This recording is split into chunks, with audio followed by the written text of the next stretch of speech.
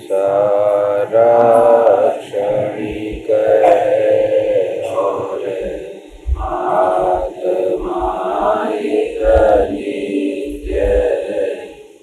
आत्मा का अनुभव बस एकमात्र नित्य है।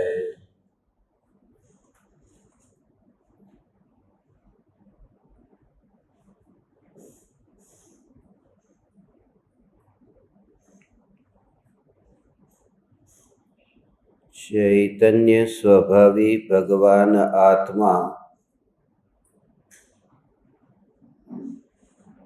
अनादि अनंत शुद्ध चैतन्य मात्र है।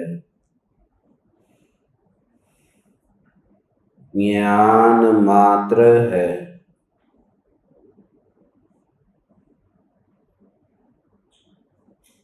मैं शुद्ध चैतन्य मात्र, ज्ञान मात्र, भगवान आत्मा हूँ।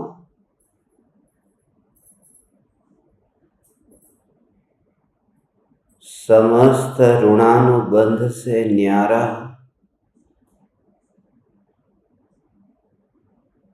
चैतन्य सत्ता मात्र ज्ञायक देव हूँ।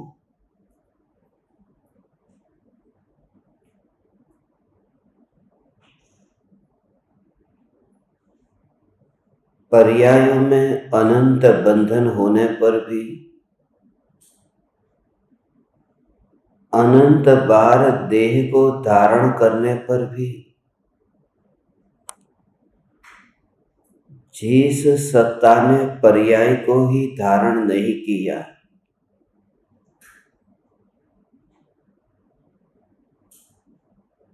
जिस सत्ता ने परिणाम को ही धारण नहीं किया, जिस देवाधिदेव ज्ञायक देव का परिणामों के साथ भी ऋणानुबंध नहीं है, ऐसा महिमावान चैतन्य परमात्मा, यह ज्ञायक देव ही मैं हूँ।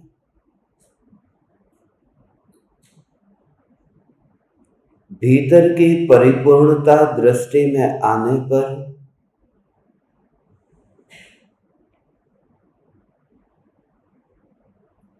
बाहर में कुछ भी पाने योग्य लगता नहीं है।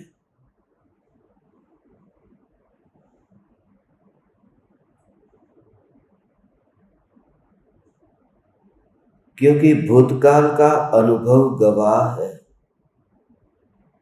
कि बहुत कुछ दौड़ लगाई मगर हाथ में कुछ भी नहीं आया। सत्य का दर्शन होते ही अब काल्पनिक जीवन से छुटकारा होगा। मैं त्रिकाल ध्रुव चैतन्य परमात्मा हूँ। जैसे ही ये जागृति प्रकट हुई, नींद में से बाहर आया तो पाया कि मैं यहीं पर ही हूँ।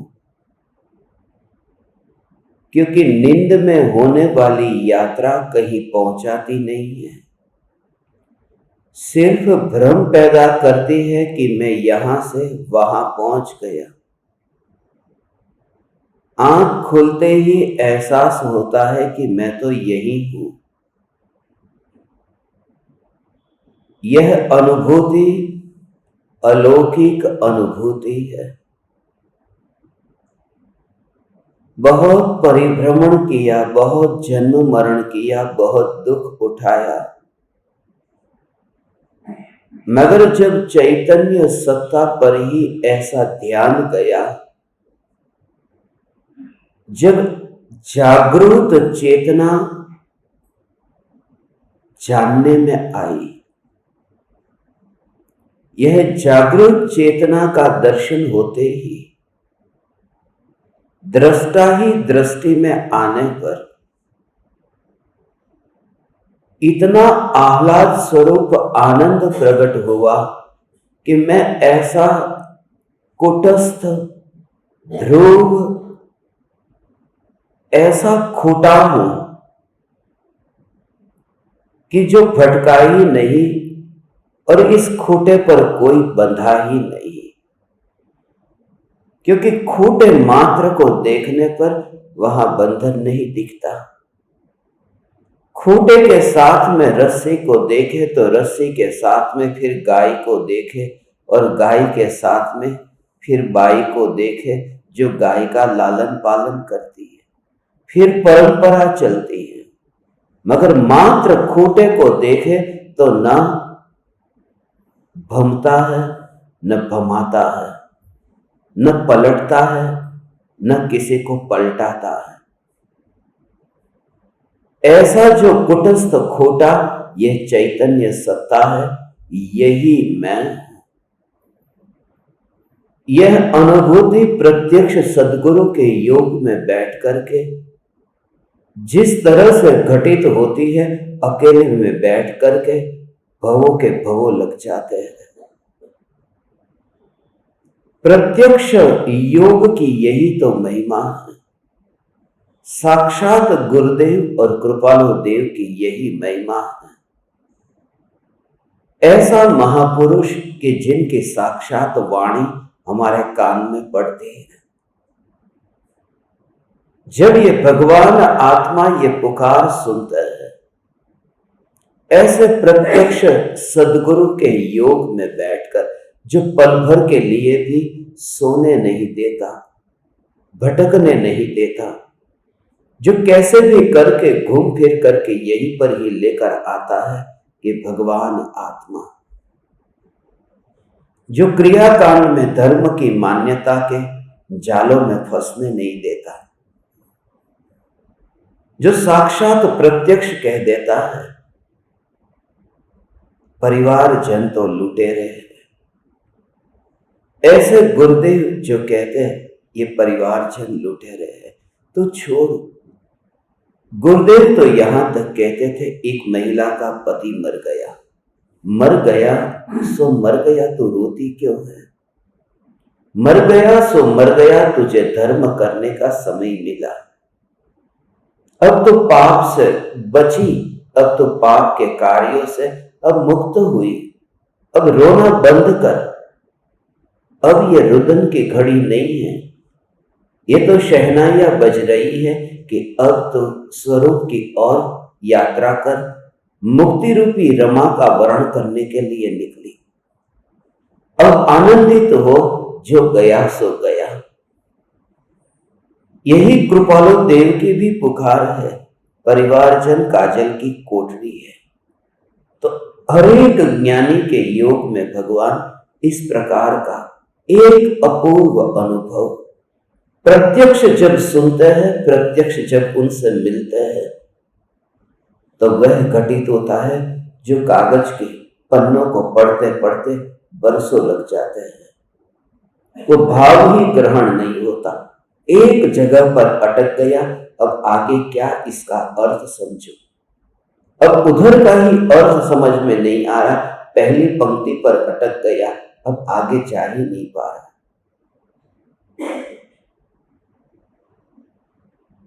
इसलिए प्रत्यक्ष योग में रह करके इस सत्ता की स्पर्श, बाहर में प्रत्यक्ष योग हो और भीतर में उपयोग का उपयोग में होना हो।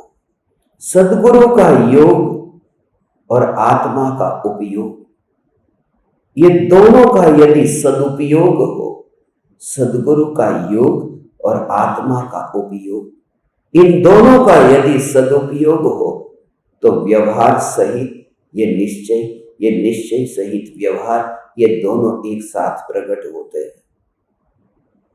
अब बंधन नहीं है, अब कोई भी जीव के साथ में बंधन नहीं है। जो जन्मा सो जन्मा, जो मरा सो मरा। और वह कोई भी हो, उन भेदों में नहीं जाता। फिर कोई भी हो, पड़ोसी मरा तो मरा, मगर परिवारजन मरा तो तड़प हुई। परिवारजन में भी बाप मरा तो मरा, मगर बेटा नहीं मरना चाहिए। पहले से ही परेशान था बाप से, मगर बेटे से तो बहुत उम्मीद थी, बुढ़ापे में एक सहारा बनेगा, वंश चलाएगा, परंपरा चलेगी, अपना अंश है न, मैं उससे ऊपर हूं, मेरा हाथ उसके ऊपर है। इसलिए बाप के चरणों में हाथ होता है, बेटे के सिर पे हाथ होता है, गुरु बनने का मौका मिलता है। और वह बेटा ही मर गया, ज्यादा तड़प पहुंचती है कि जिस पर मेरा हाथ था वही चला गया। बाप के मरने में इतनी पीड़ा नहीं, क्योंकि वहां तो पहले से ही झुकना पड़ता था, झुकने की झंझट मिटी। जब ऋणानुबंध से मुक्त वह दशा आती है, तब बाप मरे या बेटा मरे, कोई भी मरे, उसके लिए अब मृत्यु दुखदायक नहीं है। एक बार इस खूंटे को देख लिया कि जिस खूंटे पर कोई बंधा ही नहीं है, यह चैतन्य खूंटा है। वह सिर्फ एक कल्पना रह जाती है कि कल्पना के लोक में ही यह संसार बसा था। ये जो माता पिता भाई बहन, ये ऐसा ही रूप था जैसे आकाश में बादल का आकार था, कि कोई आकार का बादल था, हिरण का था, कोई शेर का था, मगर वहां और कुछ भी नहीं था। आकाश को पता ही नहीं है, कुछ भी नहीं। अब आकाश जहां बादल बने उसको ही पता नहीं। सूरज को क्या पता, सूरज को क्या लाभ और क्या नुकसान। सूरज जैसे प्रकाशित होता है आकाश में बनने वाले बादलों के काल में भी, ऐसे ही यह दशा है भगवान, ऐसी ही यह दशा है। ये जितने भी रिश्ते हैं उनको बादलों की तरह समझो। जब तुम भीतर में अभ्यास करते हो, भीतर में जब तत्व विचार करते हो, तब तुम उस स्थिति तक पहुंच जाते हो। मगर जो विकल्पों में, जो भ्रम में, एक कल्पना में कि बादल बने तो हैं नहीं, बादल बने हैं, ये विकल्प तुम्हें बादलों में ले जाएगा। खींचतान होगी, कोई कहेगा इधर आओ, कोई कहेगा इधर। अंदर सबने बहुत संजो करके रखे हैं, इसलिए ध्यान में अंदर जाते समय वह डुबकी नहीं लग पाती, क्योंकि बहुत सारा कमिटमेंट है। जब तत्व विचार चलता है और उपयोग में सरक जाता है, तब कमिटमेंट पर जोर दे करके नहीं, कि जैसे कि अभी चिंतन करने बैठा, अभी ये विचार चल रहा है, मगर 1 घंटे के बाद में मुझे प्रवचन देना है, 1 घंटे के बाद प्रवचन देना है, 2 घंटे के बाद में मेरी एक मीटिंग है, मुझे किसी से मिलना है, कल सुबह फिर मुझे उठ करके मुझे एक किताब लिखनी है। जिस पर मैं लिख रहा हूं वह किताब बहुत अद्भुत किताब आ रही है, जो बिल्कुल गांव का अनपढ़ व्यक्ति भी ज्ञान से ज्ञायक की कला को सीख सके। जो ज्ञान से ज्ञायक तक किताब है, उसमें तो शास्त्रीय शब्द है, मगर इस किताब में एक भी शब्द शास्त्रीय नहीं है, बिल्कुल छोटा, जिसको कुछ भी नहीं पता, शब्दों का ज्ञान नहीं है, छंद अलंकार भाषा उसका ज्ञान नहीं है, जो सीधी सरल भाषा को समझता है। ये लिख रहा हूं, कल सुबह मुझे और आगे कंटिन्यू करना है। इस साल के अंत तक वह किताब इस जगत को मुझे परोसनी है। अब ये क्रियाएं बहुत है, कतार में बहुत कार्य है, मगर इन कार्यों को यदि खोपड़ी में इतना भर करके रखो और तत्व विचार करो, तो रस वहां पर है। वो जो उपयोग अंदर में जाना चाहिए वो जा नहीं पाता। उस समय वो जो बंधा हुआ है, वो बंधा हुआ है, वो चिपका हुआ है, जैसे तोरण है वो यहाँ दीवार के ऊपर लटका दिया, मगर वो अभी गौन के साथ में, वो उस चिकने पदार्थ के साथ में ऐसे चिपका हुआ है, चाहे जितनी कोशिश करे नीचे नहीं आ पाता। और कितना भी उसे उपदेश दो कि तू नीचे गिर जा, ये इधर उधर डोलता रहता है, तो क्यों कष्ट सहता है? मगर कष्ट सहता होने पर भी तू इतना डोलता क्यों है? तू थक नहीं जाता? नीचे आ जा और बैठ जा। मगर वो चिपका है ऐसे, नीचे जाए कैसे? इतने सारे कमिटमेंट और दिमाग में भर के रखे, उन्हें ढीला करना पड़ेगा। उनकी प्रधानता मर जानी चाहिए, वरना उपयोग अंतर्मुख न होगा। अभी 23 दिन की शिविर है, यहाँ 23 दिन ठहरना है, उसके बाद में घर वालों को मिलना है, उसके बाद में अगले महीने ये करना है। ऐसे तरह तरह के विकल्प लेकर के जब चैतन्य चिंतन चलता है, उपयोग जा ही नहीं पाता, क्योंकि वो कहता है कि उस वादे को पूरा कौन करेगा।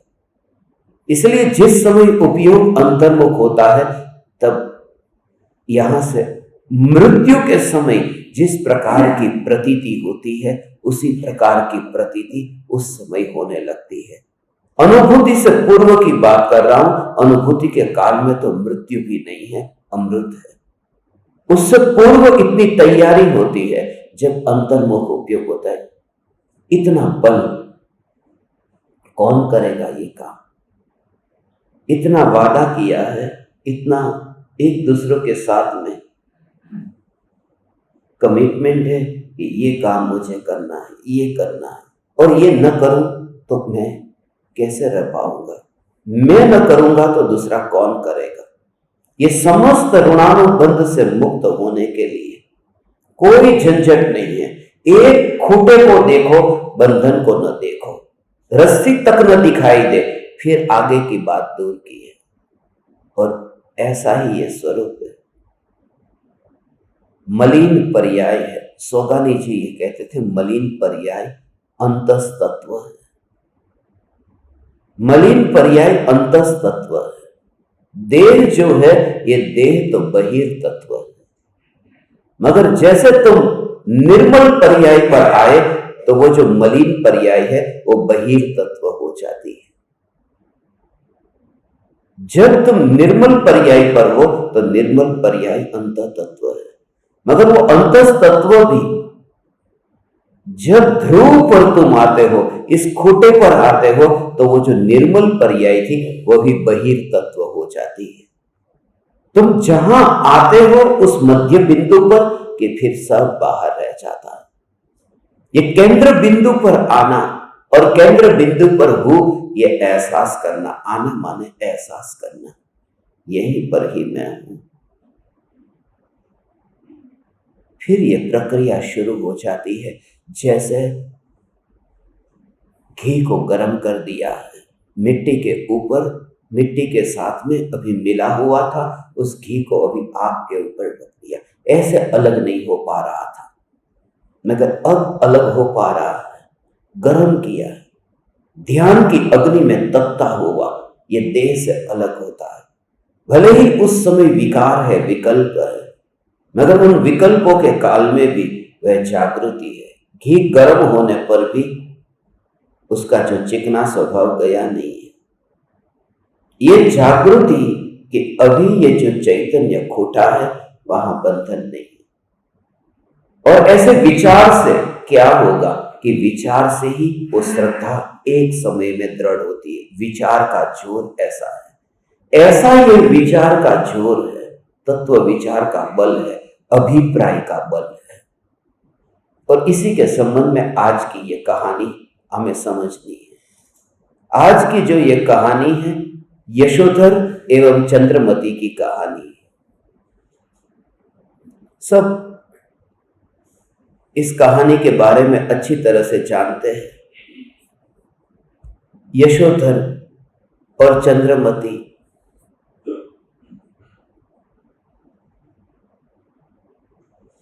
आटे के मुर्गे की कहानी के रूप में यह कहानी प्रसिद्ध है। जैन कुल में जिसने जन्म लिया है, उसको तो यह अक्सर पता ही होता है, क्योंकि बचपन से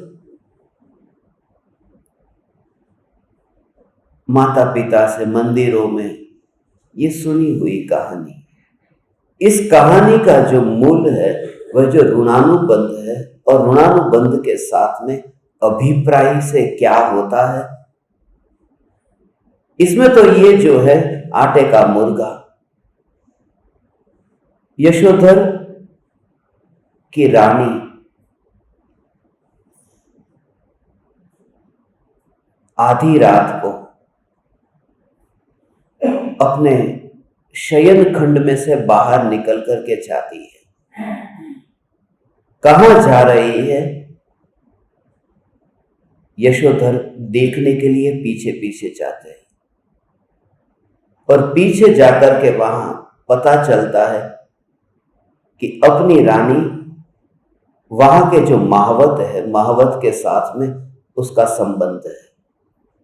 महावत के पास में जाती है, उसकी झोपड़ी पर जाती है।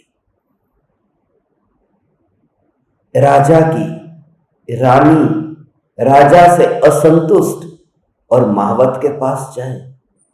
जब वासना इतनी शिखर पर होती है तब रिश्ते नहीं दिखते, चमड़ी नहीं दिखती, रूप रंग नहीं दिखता। उस समय वासना इतनी अंधी है, वो देखती ही नहीं है कि सामने कौन है। इसलिए जब कोई पुरुष स्त्री को भोगता है, भोगते समय उसका नाम, उसका रूप, उसका रंग, कोई भी भाव नहीं आता। उस समय याद तक नहीं आती। उस समय स्वयं का अहंकार है। और जब तक स्त्री को पाया नहीं है ना, उसे बस जीतना है, पाना है। वासना का अर्थ है पा लेना, उसे अपने वश में कर लेना। वासना शब्द ही ऐसे ही कि उसे वश में कर लेना। इसलिए जब कोई पुरुष एक स्त्री को भोग लेता है, पत्नी को भोगने के बाद में फिर थोड़े दिन में ऊब क्यों जाता है, फिर दूसरी स्त्री की ओर क्यों देखता है? क्योंकि वहां वह काम हो चुका, कि वो वश में आ गई है। अब जो मैं चाहता था वो वहां हो गया, अब वो वश में आ गई, अब उसे मैं अपने वश में लूं जो अभी तक नहीं आई है।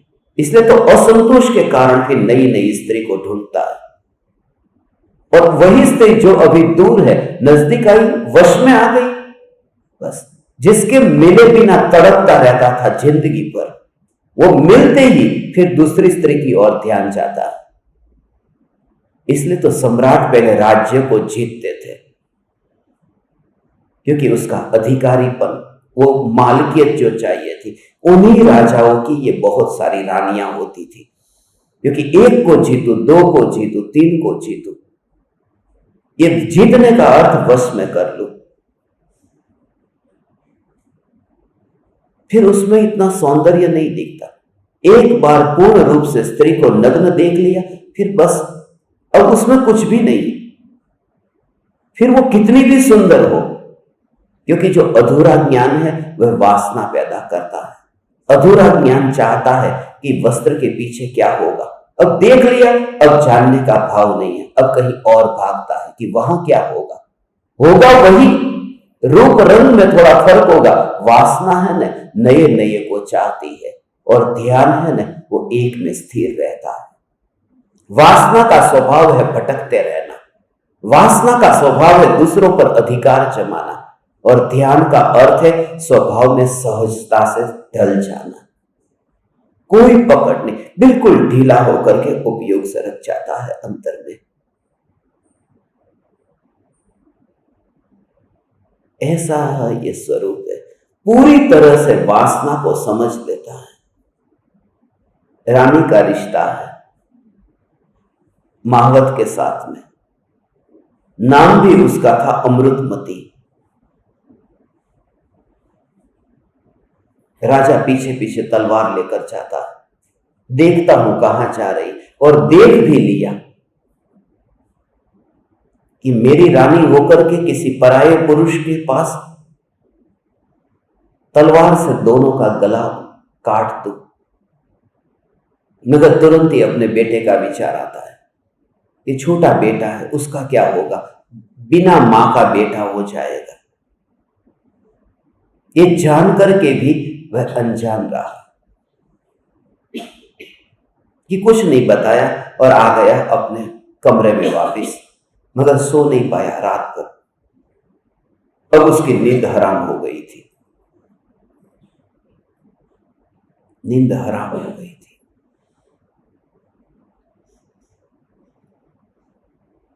चैन नहीं पड़ता।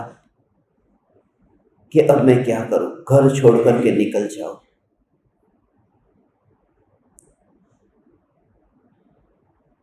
जिस पर इतना भरोसा किया वह ऐसी ऐसी निकली मेरी पत्नी।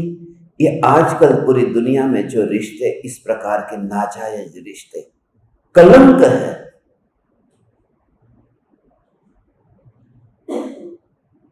परम कृपालु देव ये कहते हैं। इसलिए वचनामृत का 78वां पत्र मुझे क्षणिक के बोध के लिए बहुत उपयोगी सिद्ध हुआ। आपको भी हो सकता है पढ़ना। आप कहो कि बुढ़ापा आ गया, वासना तो है नहीं, मगर वासना विकल्प के रूप में नहीं है, वृत्तियों में ऐसी ही पड़ी है। शरीर की स्थिति ऐसी हो गई है कि भाव नहीं आते, मगर अगले भाव में कहां से वो कचरा उछलता है, जो अंदर दबा था वही तो उछलता है। बुढ़ापे में पिछले भाव में जो मर गया था वो अभी जवान होकर के राजकुमार रानियों से शादी करने क्यों चाहता है? पिछले भाव में तो बुढ़ापे में तो सब छोड़ दिया था, शरीर साथ नहीं देता था। अब वो जो विकृति थी, वो विकृति बाहर का योग मिलने पर ऑटोमेटिक उस प्रकार की वृत्तियां उछलती। कचरा पानी के अंदर ही पड़ा था, इलेक्ट्रिसिटी गई थी, जैसे इलेक्ट्रिसिटी आई कि अब वो गंदा पानी फव्वारे के रूप में उछला। वो अंदर जो पड़ा था वही उछला है, खाली बिजली नहीं थी। जब ऐसी शक्ति आती है तब वो दिखाती है कि वृत्तियां कितनी अंदर पड़ी है। पड़ी हुई वृत्तियां ऐसे दिखाई नहीं देती। संयोग और वियोग से वृत्तियों का निरीक्षण अच्छी तरह हो सकता है। इसलिए तो चटनी जब बनती है तब पता नहीं चलता कि चटनी का राग कितना है। नहीं बनती है तब पता चलता है कि कोई थाली फेंक देता है, कोई जोर से चिल्लाता है, कोई प्यार से निवेदन करता है, कोई चुप रह लेता है और किसी को पता भी नहीं चलता। यशोधर के जीवन की ये जो घटना है, ये घटना अभिप्राय संबंधी घटना है। जब यशोधर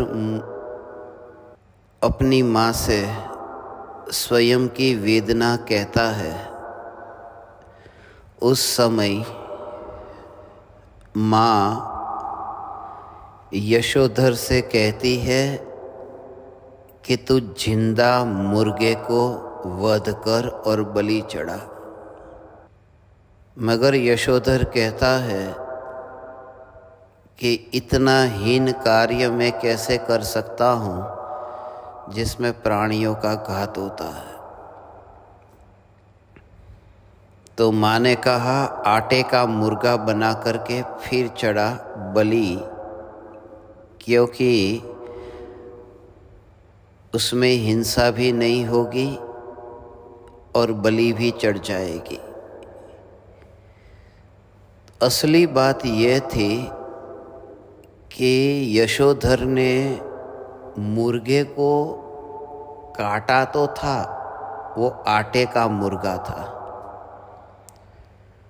और मुर्गे को आटे का मुर्गा था, सिर्फ काटा उतना नहीं, उस काटे हुए मुर्गे का प्रसाद बनाया था, ऐसा आगम का वचन है। काटे हुए मुर्गे को फिर प्रसाद बनाया, जैसे भगवान को बलि चढ़ा करके उसको प्रसाद के रूप में बांटा जाता है। तो ऐसा ये प्रसाद बांटा और उसके अंदर आटे का मुर्गा था। आटे का मुर्गा वो खा रहे थे आटे को, मगर इस भाव से खा रहे थे कि ये असली मुर्गा है, ऐसा समझ करके खा रहे थे। तो आटे का मुर्गा ये खाया जा रहा है, ये क्रिया है। आटे का मुर्गा खाने पर भी भाव ये है कि ये असली मुर्गा है, मगर इन दोनों से भी न्यारा जो अभिप्राय है उसका स्वरूप बहुत सूक्ष्म है। ये स्वरूप समझना है कि एक होती है क्रिया, एक होता है परिणाम और एक होता है अभिप्राय। बिल्ली अपने बच्चे को मुंह से पकड़ती है, ये क्रिया। बिल्ली को बच्चे को पकड़ने का भाव आया, ये भाव। और बिल्ली अपने बच्चे को मर न जाए इस अपेक्षा से वो पकड़ती है, वो उसका अभिप्राय। बिल्ली चूहे को भी मुंह से पकड़ती है, बिल्ली अपने बच्चे को भी मुंह से पकड़ती है। चूहे को मुंह से पकड़ती है, उस समय उसका अभिप्राय क्या है कि वो मरता हुआ बच न जाए। मुंह एक है, एक ही मुंह से दो को पकड़ा, मगर अभिप्राय अलग है। अभिप्राय का अर्थ मत नहीं, ओपिनियन नहीं। अभिप्राय का अर्थ है इंटेंशन। ऐसा अभिप्राय, उसमें पड़ी हुई जो मान्यता है, इंटेंशन है, ये अभिप्राय है। तो मुर्गे की जो क्रिया, काटने की क्रिया, मुर्गा काटने का परिणाम, ये इन दोनों से इतने कर्म नहीं बनते। जो कर्म बंधे हैं वो कर्म इसलिए बंधे हैं कि ये जो बलि चढ़ाता हूँ, वो बलि चढ़ाना हूँ, ये क्रिया से मेरा कार्य कोई देवी देवता कर देंगे। ये जो मान्यता है, ये अभिप्राय की भूल है। ये अभिप्राय की भूल है। ये मुर्गे को काटा आटे का, वो क्रिया की भूल, वो तो पुद्गल की बात है। भाव आया मुर्गे को काटने का, ये भावों की भूल है, ये परिणामों की भूल है, ये चारित्र की भूल है। मुर्गे को काटने का भाव भी चारित्र की भूल है। उससे कोई संसार नहीं है, उससे कोई संसार नहीं, परिभ्रमण नहीं, कोई परिभ्रमण नहीं। मुर्गे को काटने की क्रिया से भी नहीं, मुर्गे को काटने के परिणाम से भी नहीं। मगर मुर्गे को काट करके ये बलि चढ़ाऊं तो मेरा काम हो जाएगा, ऐसा जो अभिप्राय है, ये सबसे ज़्यादा खतरनाक है अभिप्राय। ये मिथ्यात्व है, वो श्रद्धा से संबंधित है। ऐसे ही ये अंतर में भी एक होती है देह की क्रिया, एक है आत्मा का परिणाम और एक है अभिप्राय। तो देह की क्रिया में जैसे उस समय पलाठी लगाकर बैठ गया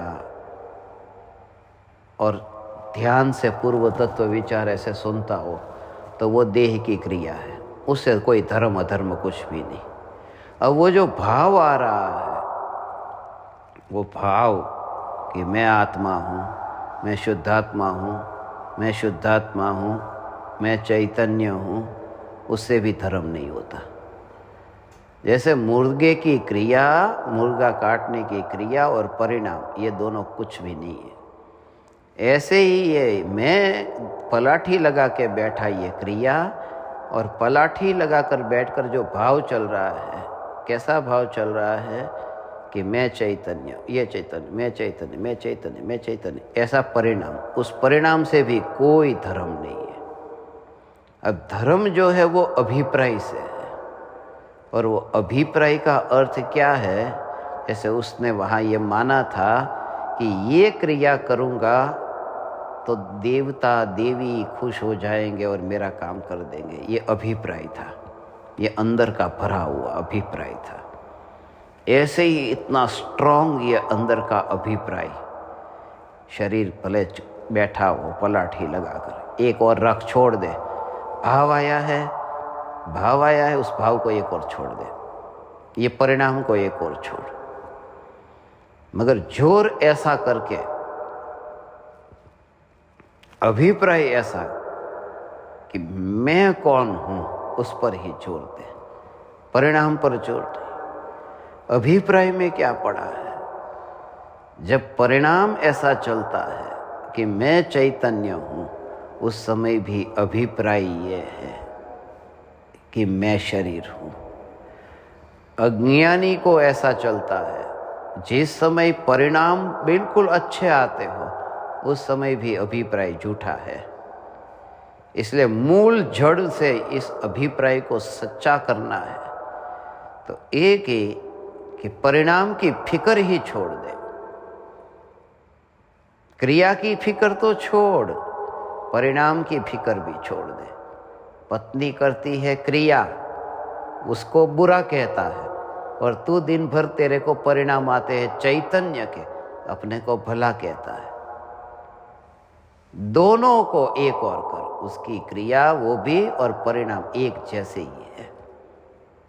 एक ही अभिप्राय कि मैं चैतन्य परमात्मा हूं, वो अभिप्राय अर्थात पूरा इंटेंशन। भाव आया बच्चे को पकड़ने का,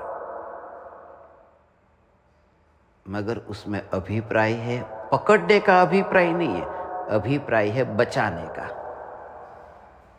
भाव आता है पकड़ने का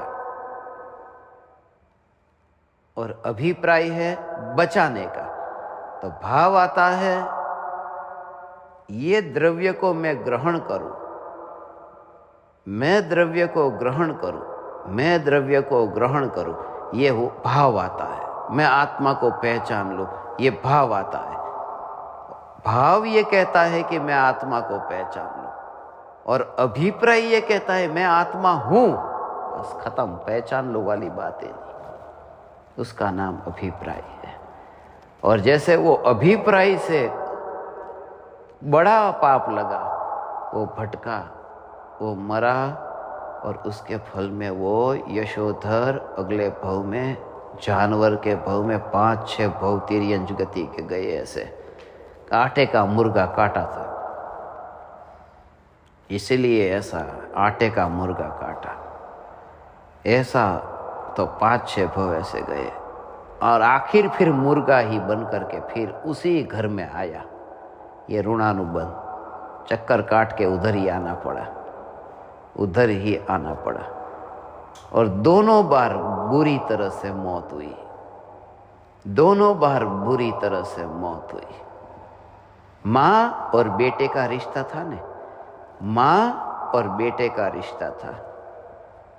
उस भव में माँ ने कहा था मुर्गा काट, माँ ने कहा था बेटे को मुर्गा काट, और बेटे ने मुर्गा काटा।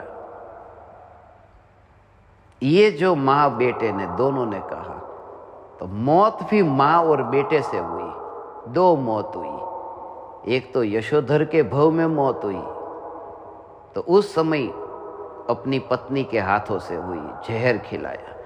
और जब मुर्गा बन करके उस घर में आया, तब जो मौत हुई तब अपने ही बेटे के हाथों से तीर के द्वारा हुई। तो असल में तो माँ बेटे के द्वारा मौत हुई, अपनी पत्नी अपना बेटा, माने माँ बेटे हो गए। ये माँ बेटे मरे माँ बेटे के निमित्त से, ये माँ बेटे का माँ बेटे के साथ में ऐसा ऋणानुबंध, ऐसा माँ बेटे का। और उसके ऊपर से ये पूरा भाव कि बेटा माँ की पहचान कर ले, पर्याय द्रव्य को पहचान ले, ये पूरा ऐसा अंदर का कनेक्शन, ऐसा ध्रुव चैतन्य। ये अभिप्राय सोचता है वो दूसरा है, और अंदर का अभिप्राय ऐसा है, ऐसा ध्रुव का अभिप्राय। अभिप्राय में इतना है कि बस एक समय के लिए भी खत्म, बात ही खत्म पूरी तरह से। ऐसे उसका क्या अभिप्राय है, बिल्कुल कोई आलतू फालतू की बात ही नहीं। ओ स्त्री बीमार है, बहुत सुंदर है, डॉक्टर के पास गई, और डॉक्टर के पास गई, वो तुरंत ही वो भाव उसको डॉक्टर को आया कि स्त्री को छुए, स्त्री को छूने का भाव आया। और जैसे ही छूता है कि उसको कैंसर हो गया है, तो स्त्री को हाथ लगाया, तो हाथ लगाता है, भाव आया हाथ लगाने का, मगर स्त्री को पता चल जाता है हाथ लगा रहा है उसमें उसके अंदर क्या चल रहा है। वो किस भाव से हाथ लगा रहा है ऐसा नहीं, क्या अभिप्राय है। भाव, क्रिया लगाई, क्रिया हुई हाथ लगाने की, भाव आया हाथ लगाने का, मगर अभिप्राय में बस बीमारी दूर हो। एक पल के लिए भी यदि खराब भाव आ जाए तो ऑपरेशन फेल हो जाएगा। एक ही बस वो गठान हुई है, उसको कैंसर हो गया है, वो निकालना है। हाथ लगाया है मगर बुरा अभिप्राय थोड़ा भी रहा तो ऑपरेशन फेल हो जाएगा।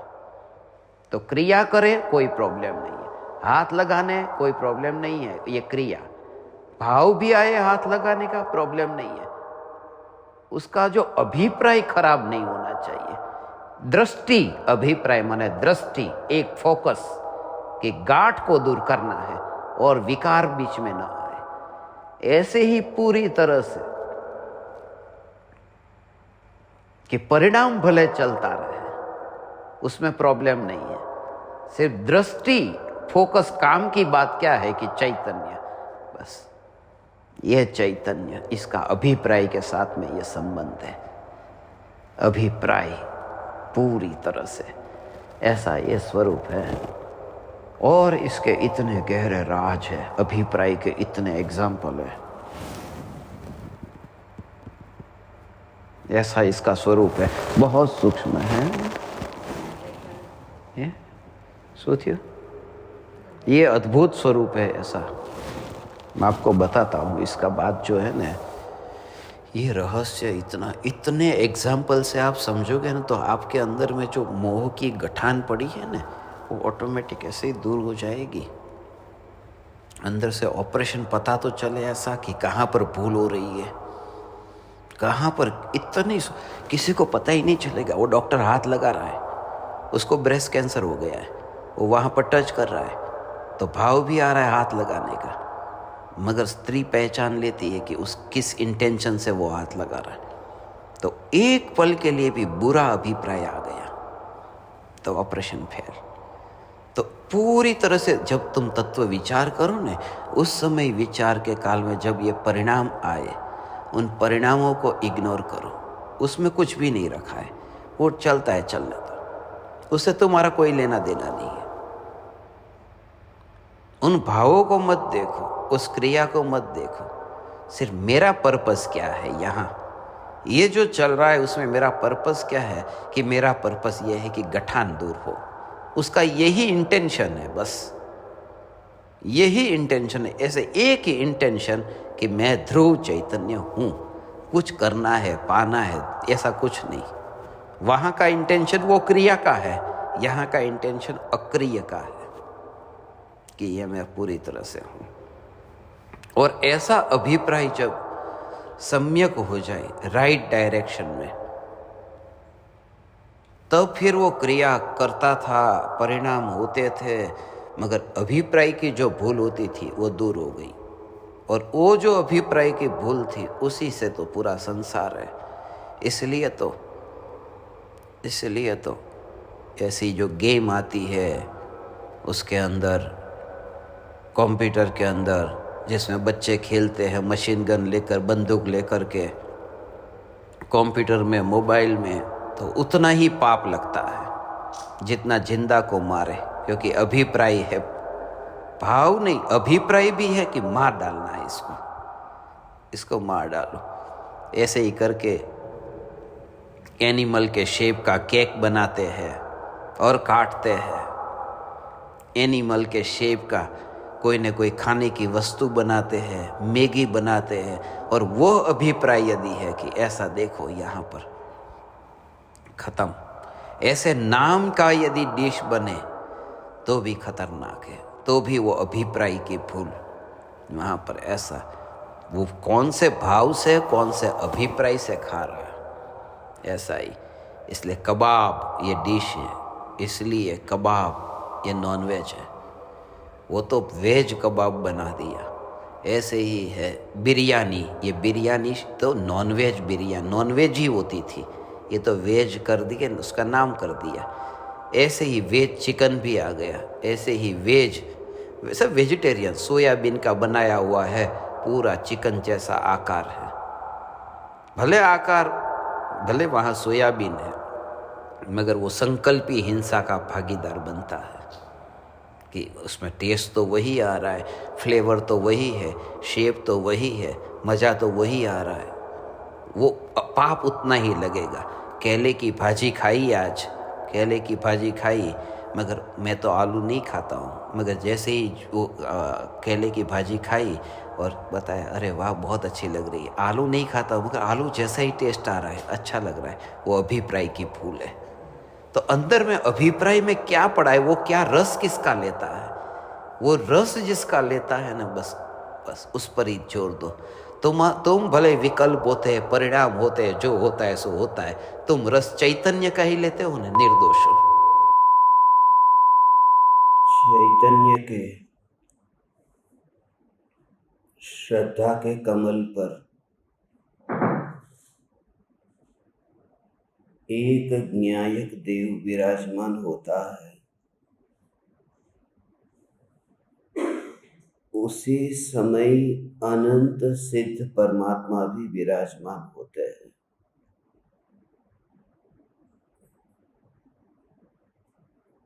यह अभिप्राय का ही बल है।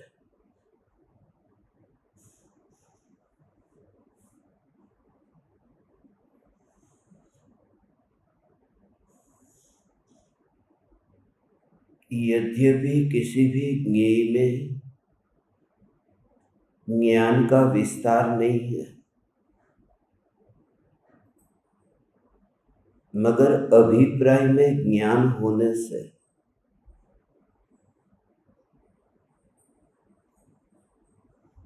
जगत के प्रत्येक ज्ञेय की अनुभूति न होने से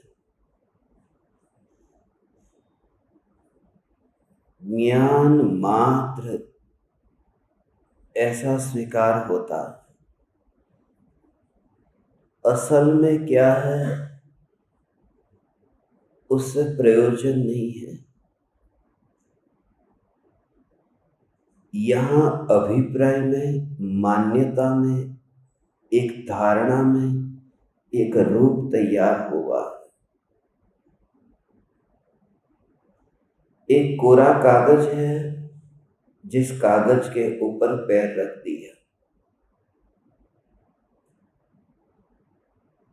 और दूसरा कि माता पिता की तस्वीर है, उसके ऊपर पैर रखने में थोड़ी हिचकिचाहट होती है।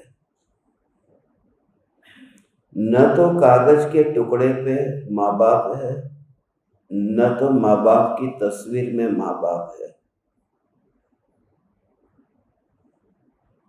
मगर तस्वीर पर बनी हुई वहां पर जो रूपरेखाएं है, जिससे माँ बाप का भाव अंतर में आता है।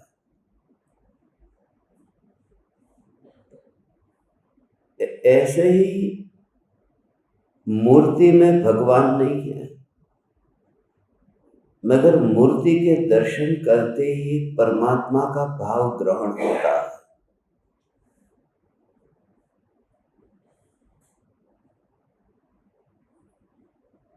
पत्थर के शेर में शेर नहीं है, मगर पत्थर के शेर को देख करके भय तो लगता है।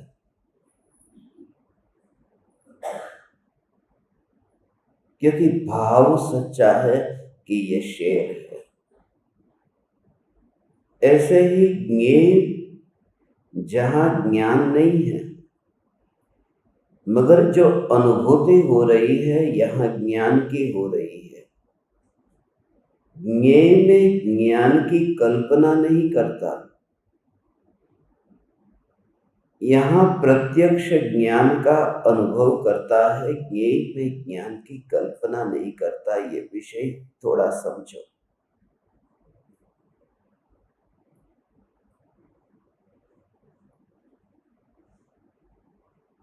तब ये घनता जो है, ये चैतन्य की घनता की अनुभूति में स्पर्शना नहीं, पूरी घनता। 117वीं गाथा में कृपालु देव यही कहते हैं, शुद्ध बुद्ध चैतन्य घन ये घनता का भाव समझो।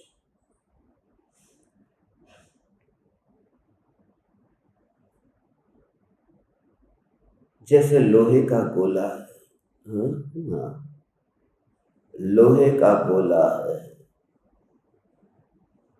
उस लोहे के गोले को हाथ में लिया तो जिस समय उसे उठाया है उस समय उसके बाहरी भाग को ही छुआ, मगर जो वजन का अनुभव होता है उस समय ये स्वीकार है कि ये पूरा लोहा अंदर में जो भरा हुआ है वो पूरा, ये जो पकड़ा है वो पूरे को पकड़ा है, खाली ऊपर के भाग को नहीं पकड़ा। ये जो भार लग रहा है 1 किलोग्राम जो ये लग रहा है, ये जो मेरी चमड़ी को छू रहा है वह नहीं, ये पूरे विस्तार का अनुभव हो रहा है।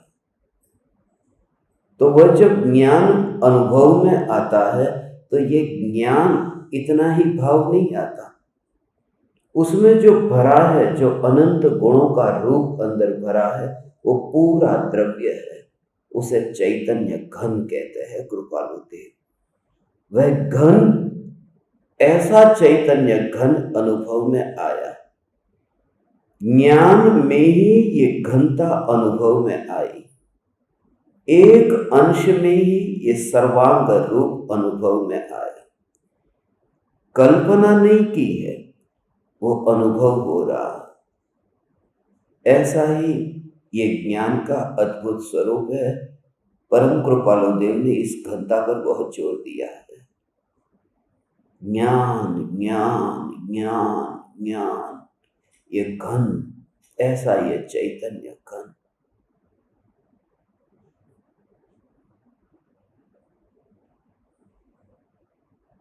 पकड़ा है ऊपर के भाग को,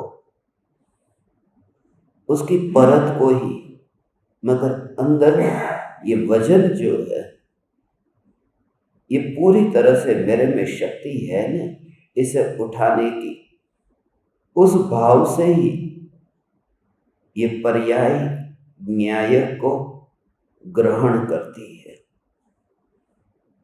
ये घन का भाव है, शुद्ध बुद्ध चैतन्य घन।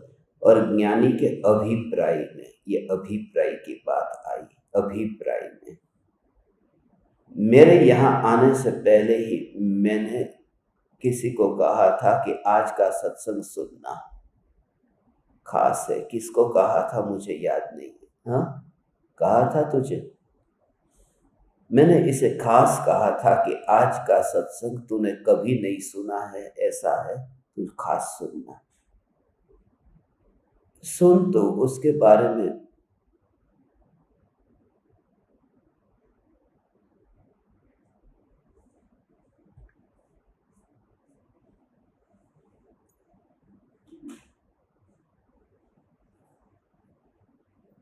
ये जो कहानी है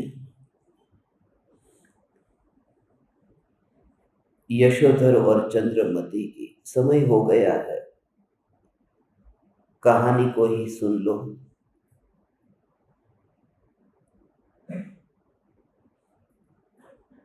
कहानी थी यशोधर और चंद्रमती। यशोधर की पत्नी अमृतमती रात्रि में महावत के पास जाती है, पति को पता चल जाता है, पति उसे मारता नहीं है, छोड़ देता है, यह समझ करके कि बच्चे की माँ यदि चली जाएगी तो बच्चों का क्या होगा, मगर परेशान रहता है। तब उसकी माँ उसे पूछती है कि क्या तकलीफ है। माँ ये सुझाव देती है कि तू देवी को खुश करेगा तो तेरा ये दुख है वो दुख दूर हो जाएगा। और माँ ने कहा कि तू देवी को कुछ चढ़ा, बलि चढ़ा। जैन धर्म की कहानियों में भी बलि चढ़ाने की प्रथाएं आती है, मगर ज्ञानी नहीं, अज्ञानी लोग ऐसा करते हैं। जब यशोधर को कहा कि तू बकरे का बलि चढ़ा, मुर्गे का बलि चढ़ा, अब मुर्गे का बलि संगनी पंचेंद्रिय है, उसमें उसका घात होगा, ये काम ये नहीं करूंगा। यशोधर ये काम नहीं करते। माँ कहती है कि तू उसे मारना नहीं चाहता तो एक काम कर, आटे का मुर्गा बनाते हैं, उसे तू बलि चढ़ा दे। किसी से आटे का मुर्गा बनवाया और कहा कि अब तो तलवार से प्रहार कर, मार इसे। यशोधर ने मारा मुर्गे को, आटे के मुर्गे को मारा है। ये कहना था बहुत कुछ, आटे के मुर्गे को मारा है। आजकल जो ये मांस बनता है जिसे मॉक मीट कहते हैं, वह भी इस प्रकार का होता है, मगर उसकी चर्चा कभी करेंगे। अभी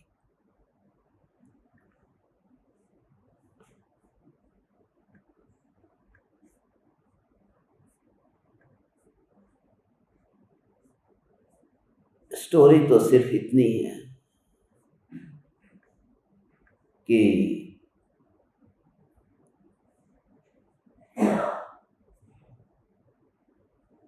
माँ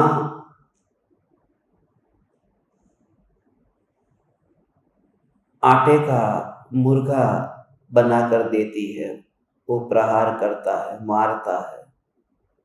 माँ के कहने से ये हुआ। असली मुर्गे को मारा नहीं, इस वजह से ये भाव आया था। अभिप्राय की बात जो कही थी ना, ये इस वजह से कही थी कि तलवार लेकर के अभिप्राय में पाप नहीं है।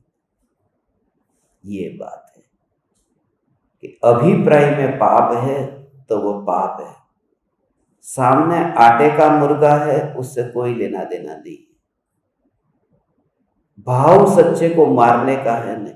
ऐसे ही ज्ञेय सामने है, वहां पर ज्ञेय का मतलब नहीं है, यहां भाव में वो ज्ञान आ रहा है न, इसलिए उसे निर्जरा होती है, बंद नहीं होता। उसका पूरा कनेक्शन ऐसा था। मगर ये मुर्गे को, आटे के मुर्गे को मारा है। मगर ये जो रानी है वो परेशान है पति से कि पति को ही खत्म कर दूं तो मैं उस महावत के साथ अच्छी तरह रह सकूं। उसने जहर भरा मिष्टान खिला दिया, पति को भी खिला दिया और सास को भी खिला दिया। माँ और बेटे दोनों ही मर करके अगले भव में मोर बने, कुत्ता बने। फिर 5-6 भवों तक की ये कहानी है। नेवला और सर्प बने, मगरमच्छ बने, बकरा बकरी बने, बकरा भैंसा बने, और अंत में फिर वो मुर्गा मुर्गी फिर दोबारा बने, माँ और बेटे। और फिर दोनों मुर्गा मुर्गी बने और उसी घर में आए जहां पर यशोधर का बेटा था। उसी घर में आने के बाद वहां पर उसे पिंजरे में बंद करके रखा। उस समय ही सुदत्त मुनिराज वहां पर आए। उन्होंने अपने ज्ञान से जाना, उन्होंने वहां के जीवों को बोध दिया। उस समय उनकी नजर पड़ी ये मुर्गे मुर्गी पर, और नजर पड़ते ही फिर उन्होंने बोध दिया। उस बोध को सुनकर के वे इतने तड़प रहे थे कि हम इन बंधनों से कैसे छूटे, और अंत में छूटना चाहते थे असली बंधन से। मगर उस पुत्र ने ऐसा तीर मारा कि मुर्गा और मुर्गी एक ही तीर में ये दोनों मर गए। तीर ऐसे पास पास में गया कि दोनों मर गए। मर करके वो मनुष्य हुए। वहां से बहुत प्रेरणादायक कहानी है, मगर समय बचा नहीं आज, इसलिए सिर्फ इतना मुझे कहना है कि अभिप्राय की जो भूल थी, उस भूल की वजह से ही उसके इतने भव बढ़े। और जीवों की हिंसा में अभिप्राय की प्रधानता थी, उसे संकल्पी हिंसा कहते हैं।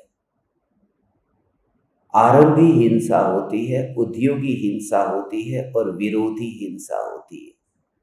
इन तीनों की तुलना में संकल्पी हिंसा सबसे खतरनाक होती है, संकल्प पूर्वक की गई हिंसा है।